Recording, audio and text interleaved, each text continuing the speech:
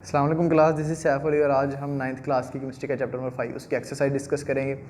उसमें हम MCQs and short question की तरफ आज जाएंगे। तो सबसे पहले एमसीक्यूज़ सॉल्व करते हैं। सबसे पहले एमसीक्यूज़ है, how many time are liquid denser than gases. Gases से कितने गुना ज़्यादा डेंस होते हैं गैसेस से लिक्विड्स। जो लिक्विड है वो क्यों डेंस होते हैं और कितने डेंस होते हैं गैसेस से। तो गैसेस हमने देखा था कि गैसेस के मालिक्यूल्स के अंदर बहुत सारी स्पेसिस होती हैं, सो दैट्स वाई वो बहुत इजीली डिफ्यूज़ कर जाते हैं। लेकिन इस एज़ कम्पेयर टू लिक्विड के जो मालिक्यूल हैं आपस में बहुत क्लोजली अटैच होते हैं एज़ कम्पेयर टू गैसेस। तो ये इसका आंसर है 1000 टाइम। बी वाला आंसर इसका है यानी कि 1000 गुना जो है वो ज़्यादा डेंसर होते हैं लिक्विड के मालिक्यूल बनिस्बत गैसेस के। नेक्स्ट है, gases are the lightest form of matter and their densities are expressed in term of. Gases जो है सबसे लाइटर हैं अगर हम मैटर की तीनों टाइप्स देखें, सॉलिड, लिक्विड एंड गैस, तो इसमें गैसेज जो हैं वो सबसे कम जो हैं वो डेंस होती हैं और इनको हम ग्राम डेसीमीटर क्यूबिक में लेते हैं। उसके बाद हम जाते हैं नेक्स्ट की तरफ, which one of the following coexist in dynamic equilibrium at freezing point. Freezing point में कौन सा डायनेमिक इक्विलिब्रियम जो है वो क्रिएट होता है। तो फ्रीजिंग पॉइंट में हम देखेंगे कि फ्रीजिंग पॉइंट में क्या होता है कि लिक्विड जो है वो सॉलिड में कन्वर्ट होता है। लिक्विड ने जम कर क्या करना है, सॉलिड बनाना है। तो उसके अंदर कौन सी दो चीज़ें आएंगी, लिक्विड एंड सॉलिड। यानी लिक्विड जो है वो कन्वर्ट हो रहा है सॉलिड में, और अगर हम ये इसको इक्विलिब्रियम कहेंगे कि इक्विलिब्रियम जनरेट हो, तो इक्विलिब्रियम जनरेट करने के लिक्विड सॉलिड और सॉलिड से फिर देन अगेन लिक्विड जो है वो बनेगा। उसके बाद हम नेक्स्ट की तरफ जाते हैं, which one of the following motions are possessed by solid particle. के सॉलिड पार्टिकल्स के अंदर कौन सी मोशन होती है। सॉलिड पार्टिकल वैसे अगर हम देखें तो वो बहुत ही कंडेंसली एक दूसरे के साथ अटैच होते हैं, एक दूसरे के साथ मिले हुए होते हैं, क्लोजली बहुत कंबाइन होते हैं। लेकिन अगर हम इनके मॉलिक्यूल की मोशन देखें तो वो वाइब्रेटरी मोशन होती है, यानी कि आप अपने एक्सिस के आगे और पीछे मूवमेंट करते हैं, तो ये वाइब्रेशनल मोशन होगी। उसके बाद नेक्स्ट है, विच one of the following is not amorphous. Amorphous कौन सी चीज़ नहीं है। तो इसके अंदर रबर, प्लास्टिक, ग्लास है। हम इन तीनों चीज़ों को देखें, रबर, प्लास्टिक और ग्लास, इन तीनों चीज़ों को पिघला कर जो है हम क्या करते हैं, इनकी शेप चेंज कर सकते हैं, इनको एक नई शेप दे सकते हैं। लेकिन ग्लूकोज जो है ये कह लें कि एक तरह का कंपाउंड होता है, तो इसको हम एमोरफस नहीं कर सकते, इसकी शेप नहीं चेंज कर सकते हीट अप करने के बाद। उसके बाद हम देखते हैं नेक्स्ट अपना, 1 atmospheric pressure is equal to how many pascal. एक एटमॉस्फेरिक प्रेशर जो है कितने पास्कल की इक्वल होता है, तो वो है 10,1325। ए वाला ऑप्शन पास्कल की इक्वल होता है एक एटमॉस्फेरिक प्रेशर। उसके बाद है, इन एवेपोरेशन प्रोसेस। एवेपोरेशन के प्रोसेस के अंदर लिक्विड के जो मालिक्यूल होते हैं, which leave the surface of the liquid, जो लिक्विड की सतह को छोड़ देते हैं। यानी जब हमने पानी को हीट अप किया, किसी भी लिक्विड को हीट अप किया, तो क्या हुआ कि उसके मालिक्यूल्स ने उसकी सतह को छोड़ दिया। तो जिन मालिक्यूल्स ने उसकी सतह को छोड़ दिया, उन्होंने क्यों छोड़ा, उन्होंने इसलिए छोड़ा कि उनकी एनर्जी थी जो वो बढ़ चुकी थी। उन्होंने जब हीट अब्जॉर्ब की, उनकी वाइब्रेशनल मोशन या उनकी कोई सी भी मोशन थी उनके मालिक्यूल की, काइनेटिक एनर्जी थी जो उनके अंदर मौजूद, जब वो बढ़ जाएगी तो वो क्या करेंगे, उसकी सतह को छोड़ देंगे। तो इसका आंसर आएगा कि वेरी हाई एनर्जी। जब उनकी बहुत ज़्यादा हाई एनर्जी हो जाएगी देन वो क्या करेंगे कि जो लिक्विड है उसकी जो सतह है उसको छोड़ देंगे। उसके बाद नेक्स्ट हमारे पास, which one of the following gas diffuses fastest. कौन सी गैस सबसे ज़्यादा तेज़ी से डिफ्यूज़ करेगी। तो उसके अंदर हमने देखा था कि ऐसी चीज़ जिसका वेट जितना कम होगा वो उतनी तेज़ी से डिफ्यूज़ कर जाएगी, क्योंकि उसके जो मालिक्यूल्स हैं वो बहुत लाइट होंगे और उनको ट्रैवल करने में बहुत आसानी होगी। तो इसके अंदर जो है हमारे पास सबसे जो कम वेट यहाँ पे देखा जाए तो हाइड्रोजन है। तो हाइड्रोजन क्या करेगी, सबसे फास्टली जो है वो डिफ्यूज़ कर जाएगी। उसके बाद है, विच one of the following does not effect the boiling point. इनमें से कौन सी चीज़ जो है वो बॉइलिंग पॉइंट पे इफेक्ट नहीं रखती है। तो इसके अंदर सब चीज़ें रखती हैं, इनिशियल टेम्परेचर ऑफ लिक्विड, यानी जो इनिशियल टेम्परेचर था, यानी कि जो पहले टेम्परेचर था लिक्विड का, वो चीज़ जो है उसका पहला टेम्परेचर, वो चीज़ बॉइलिंग पॉइंट के ऊपर इफेक्ट नहीं करती। उसका कोई सा भी टेम्परेचर हो पहले, वो कोई इफेक्ट नहीं करेगा। हाँ, लेकिन जो हमने बाद में उसको टेम्परेचर देना वो ज़रूर इफेक्ट करता है। तो इसके अंदर डी वाला जो ऑप्शन है वो है इसका। नेक्स्ट है, density of gas increase when it's. Density gas की कैसे इंक्रीज़ करते हैं। तो डेंसिटी इंक्रीज़ करने के लिए हमें उसके मालिक्यूल्स को करीब लाना पड़ेगा, मालिक्यूल को करीब करके उनको कंजस्ट करना पड़ेगा ताकि वो कंडेंस हो जाएं। तो वो करने के लिए क्या करेंगे, हम उसको प्रेशर देंगे। जब हम उसको प्रेशर उसके मालिक्यूल को कंप्रेस करेंगे तो वो क्या करेंगे, दूसरे के करीब आ जाएंगे और उसकी डेंसिटी बढ़ जाएगी। तो इसके लिए हमारा जो दूसरा ऑप्शन है, प्रेशर इज़ इंक्रीज, के प्रेशर इंक्रीज़ किया जाएगा। उसके बाद हमारे पास नेक्स्ट है, vapour pressure of a liquid increase with the. जो वेपर प्रेशर है लिक्विड का वो किस तरह से इंक्रीज़ करता है, तो इंक्रीज़ ऑफ टेम्परेचर के इंक्रीज़ करने के साथ जो क्या करता है, इसका वेपर प्रेशर इंक्रीज़ हो जाता है। इसकी एक एग्जांपल देता हूँ कि जब हम पानी को लेट्स सपोज जब बॉयल करना स्टार्ट करते हैं, पानी को बॉयल करना जब स्टार्ट करते हैं तो उसका एवेपोरेशन स्टार्ट हो जाती है, यानी कि उसके मालिक्यूल की काइनेटिक एनर्जी बढ़ जाती है, जिनकी वो सतह छोड़ देते हैं और वो एवेपोरेट होना शुरू हो जाते हैं। जैसे ही वो एवेपोरेट होना शुरू कर देते हैं, उनकी एवेपोरेशन बढ़ जाती है, तो वो क्या होता है कि उसका जो उसके ऊपर जो प्रेशर बन रहा होता है, उसके एवेपोरेशन का जो प्रेशर है वो जब जनरेट हो रहा था, जैसे ही वो प्रेशर एवेपोरेट हो रहे हैं जो उसके मालिक्यूल, उनका प्रेशर जैसे ही बाहर वाला जो प्रेशर है एटमॉस्फेयर का उसके इक्वल आ जाता है, तो वो चीज़ बॉयल करना शुरू कर देती है। वो लिक्विड जो है जिससे एवेपोरेशन हो रही है वो बॉयल करना शुरू कर देती है। उस टेम्परेचर को बॉइलिंग पॉइंट कहते हैं। तो वेपोरेशन जो है हमने अगर हमने बॉइलिंग पॉइंट तेज़ करना तो हमें वेपोरेशन तेज़ करनी पड़ेगी, और वेपोरेशन तेज़ करने के लिए क्या करना पड़ेगा, हमें ज़्यादा टेम्परेचर देना पड़ेगा। तो यहाँ पे इसका जो बी वाला ऑप्शन है कि इंक्रीज़ द टेम्परेचर, हम टेम्परेचर को इंक्रीज़ करेंगे। अब हम चलते हैं नेक्स्ट अपने शॉर्ट क्वेश्चन की तरफ। पहला शॉर्ट क्वेश्चन है what is diffusion, explain with an example.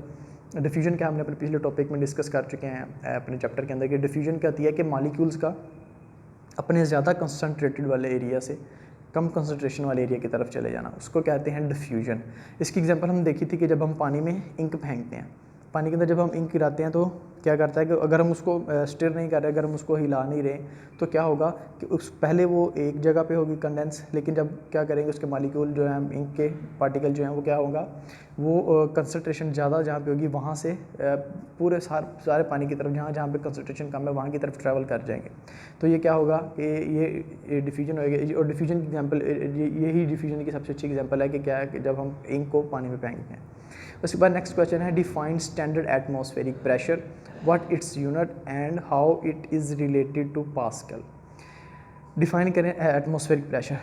तो जितनी एट सी लेवल अगर हम देखें तो जो हमारा जितना भी ये हमारी जो ज़मीन है कुर्रा अर्ज़ है, इसके ऊपर जितनी भी चीज़ें मौजूद हैं, उसके ऊपर जितनी भी गैसेज हमारे एटमॉस्फेयर में मौजूद हैं, गैसेज का जितना भी सर्कल है वो क्या कर रहा है, उसके ऊपर एक प्रेशर एग्जर्ट कर रहा है, उसके ऊपर एटमॉस्फेयर का एक कुछ ना कुछ इन्फ्लुएंस है। वो जो प्रेशर है वो जो एग्जर्ट कर रहा है हमारे ऊपर, वो गैसेज जो एग्जर्ट कर रही हैं, वो प्रेशर क्या कहलाता है, एटमॉस्फेरिक प्रेशर। और इसका जो यूनिट है वो हम इसका यूनिट जो न्यूटन मीटर स्क्वायर है उसको पास्कल कहते हैं। यानी एक मीटर स्क्वायर में कितनी न्यूटन की फोर्स जो है वो एग्जर्ट कर रही है, जो एटमॉस्फेयर हम पे फोर्स लगा रहा है एक मीटर स्क्वायर के अंदर वो कितने न्यूटन मतलब फोर्स लगा रहा है। तो इसका जो यूनिट है वो पास्कल है और इसीलिए हम इसको पास्कल कहते हैं। और जो एक एटमॉस्फेरिक प्रेशर अगर हम कहेंगे कि एक ये मीटर स्क्वायर का एरिया है और उसके ऊपर एक पास्कल फोर्स लग रही है, तो उसका मतलब है कि 10,1325 जो है वो न्यूटन मीटर स्क्वायर के ये इक्वल होगी पर स्क्वायर। उसके बाद नेक्स्ट क्वेश्चन है why are the density of gases lower than the gases of liquid. ये हमने पहले एमसीक्यूज में अपने डिस्कस कर चुके हैं कि किस तरह से जो गैसेज की डेंसिटी है वो लिक्विड से लोअर होती है। वो इसलिए क्योंकि उसके जो मालिक्यूल है उनके अंदर स्पेसेस बहुत ज़्यादा होती हैं। तो जैसे मालिक्यूल के अंदर स्पेसेस बहुत ज़्यादा हो जाती हैं तो क्या करते हैं कि उनकी डेंसिटी कम हो जाती है। सॉलिड की डेंसिटी इसलिए सबसे ज़्यादा होती है क्योंकि वो बहुत ज़्यादा कंडेंसली एक दूसरे के साथ अटैच होते हैं। तो यहाँ पर अगर हम देखें तो क्या है कि गैसेज की डेंसिटी इसलिए कम है क्योंकि उसके मालिक्यूल के दौरान फोर्स स्पेसेस नहीं है एज़ कम्पेयर टू लिक्विड में गैसेज को एज़ कम्पेयर टू जो है वो जो स्पेसेस हैं वो बहुत कम होती हैं। उसके बाद है what do you mean by evaporation, how it affected by the surface area. Evaporation से क्या मुराद है और सरफेस एरिया पे कैसे इफेक्ट करता है। एवेपोरेशन से मुराद जैसे ही हम किसी भी लिक्विड को टेम्परेचर देते हैं तो उसके मालिक्यूल की काइनेटिक एनर्जी बढ़ जाती है। जिस मालिक्यूल की काइनेटिक एनर्जी एक एवरेज से बढ़ जाएगी वो मालिक्यूल क्या करेगा, उस लिक्विड की सतह को छोड़ देगा, एवेपोरेट हो जाएगा। अब देखें कि अगर हम एक चीज़ को बॉयल कर रहे हैं एक छोटे बर्तन के अंदर जिसका सरफेस एरिया बहुत थोड़ा है, तो क्या करेगा उसके ऊपर से जाहिर बात है अगर सरफेस एरिया थोड़ा है तो वेपोरेशन के जो मालिक्यूल काइनेटिक एनर्जी जिनके बढ़ने की वजह से जो बाहर जा रहे हैं उसके अंदर से निकल रहे हैं, तो वो क्या करेंगे, उनकी सरफेस एरिया कम मिलेगा, वेपोरेशन कम होगी। लेकिन अगर हम उसको किसी बड़े बर्तन में कर रहे हैं, किसी खुले बर्तन में जिसका पैंदा जो है वो बड़ा है, जिसका सरफेस एरिया जो हमें बड़ा दे रहा है, तो क्या करेगा, जितना ज़्यादा सरफेस एरिया होगा लिक्विड के मालिक्यूल को उतनी ही ज़्यादा स्पेसेस मिल जाएंगी एवेपोरेट होने के लिए।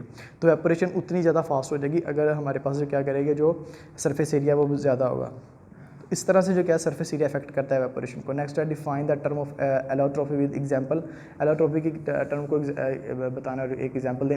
एलोट्रोपी बेसिकली दो तरह से जो है वो हम हासिल कर सकते हैं। कोई भी एलिमेंट जो है कंपाउंड में ये नहीं हो सकती, ये एलिमेंट्स जो हैं यही एलोट्रोपी फॉर्म को जो है वो इसका जाहिर करते हैं। एलोट्रोपी के अंदर दो तरह से होती है, या तो मालिक्यूल की तादाद अप एंड डाउन करके यहाँ उसके अंदर जो स्ट्रक्चर ऑफ एटम है या स्ट्रक्चर ऑफ पार्टिकल्स है उसको थोड़ा सा चेंज करके हम क्या करते हैं, एलोट्रोपिक फॉर्म को गेन कर लेते हैं। तो सबसे पहले हम देखते हैं मालिक्यूल की तादाद को चेंज करके किस तरह से मालिक्यूल की तादाद को चेंज करेंगे। जैसे हमने ऑक्सीजन में O2 है, तो इसकी एलोट्रोपिक फॉर्म ओजोन है हमारे पास, जिसके अंदर ऑक्सीजन के 3 मालिक्यूल्स हैं। उसके अलावा हमारे पास हम देखते हैं S8 है, सल्फ़र, जिसकी रोहिम्बिक फॉर्म है, यानी कि प्योर फॉर्म है, जिसके अगर हम देखें हमें जो नेचुरली मिल जाती है। अगर हम उसको 96 डिग्री टेम्परेचर देंगे तो वो मोनोक्लिनिक फॉर्म हो जाएगी, यानी उसके अंदर जो मॉलिक्यूल्स हैं उनकी जो स्ट्रक्चर है वो चेंज हो जाएगा। तो ये S8 है, रहेगा ये भी S8, लेकिन क्या करेगा, इसकी थोड़ी सी शेप जो है वो चेंज हो जाएगी, उसको एलोट्रोपी कहते हैं। उसके बाद है in which form sulphur exist at 100 degree Celsius. तो सल्फ़र ये देखिए 96 टेम्परेचर अगर हम उसको देंगे तो वो क्या करेगा, मोनोक्लिनिक फॉर्म में आ जाएगा। तो 100 डिग्री सेल्सियस यानी कि 96 से अबव है, तो ओबियसली वो हमें जो क्या है मोनोक्लिनिक फॉर्म में ही मिलेगा। उसके बाद है what is the relationship between evaporation and boiling point of liquids. Evaporation का क्या प्रोसेस किस तरह से बॉइलिंग पॉइंट के साथ इंटरलिंक करता है। जब हम किसी चीज़ को हीट अप करते हैं उसके मॉलिक्यूल की काइनेटिक एनर्जी बढ़ जाती है, तो वो एवेपोरेट हो जाते हैं। एवेपोरेट होने के साथ वो लिक्विड की सतह के ऊपर एक प्रेशर जनरेट कर देते हैं। जब वो प्रेशर बाहर वाला जो प्रेशर है एटमॉस्फेयर का उसके इक्वल आ जाता है, देन वो चीज़ जो वो लिक्विड है बॉयल करना शुरू कर देता है। यानी कि जैसे ही उसका एवेपोरेशन का प्रेशर और यानी उसका वेपर प्रेशर और उसका बाहर वाला एटमॉस्फेयर प्रेशर इक्वल आएगा, तब वो क्या करेगा, वो चीज़ बॉयल करना शुरू हो जाएगी। तो इस तरह से ये आपस में इंटरलिंक करता है कि जो वेपर प्रेशर है एवेपोरेशन की वजह से जो बन रहा है वो बॉइलिंग पॉइंट को गेन करने के लिए मदद देता है। और जो पानी है उसका जो उसके जो मालिक्यूल जो एवेपोरेशन के बाद वेपर प्रेशर बनाते हैं, वो एट 100 डिग्री सेल्सियस वो क्या करता है कि वो बाहर वाले एटमॉस्फेयर प्रेशर इक्वल आता है और पानी बॉयल करना शुरू कर देता है। तो ये थी हमारी एक्सरसाइज। इंशाल्लाह जो हमारा नेक्स्ट चैप्टर है वो हम अपने नेक्स्ट लेक्चर में स्टार्ट करेंगे।